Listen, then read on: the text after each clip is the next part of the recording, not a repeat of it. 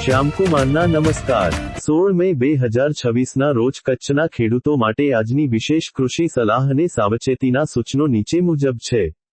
આજે કચ્છમાં હવામાન સૂકું રહેવાની અને પવનની દિશામાં ફેરફાર થવાની સંભાવના છે, જેનાથી હવામાં ભેજનું પ્રમાણ ઘટી શકે છે।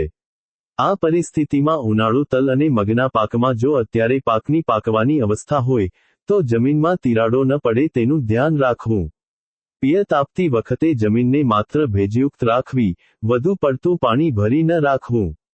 જો પવનનું જોર વધુ જણાય, તો ઉનાળુ બાજરીમાં દાણા ખરી ન પડે તે માટે પિયત આપવાનું ટાળવું અથવા પવન શાંત હોય ત્યારે જ પાણી આપવું।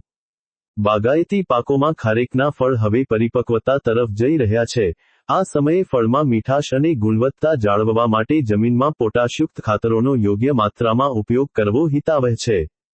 શાકભાજીના પાકોમાં ગરમીના કારણે પાન કુકડાઈ જવાની કે લાલ કથીરીનો ઉપદ્રવ વધવાની શક્યતા રહે છે, જેની રોકથામ માટે દશપર્ણી અર્ક અથવા લીમડાના તેલનો છંટકાવ કરવો।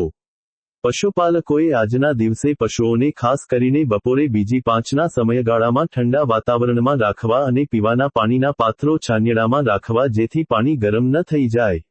પશુઓના આહારમાં ક્ષાર મિશ્રણ મિનરલ મિક્સચર આપવાનું રાખવું જેથી તેમની ઉત્પાદકતા જળવાઈ રહે।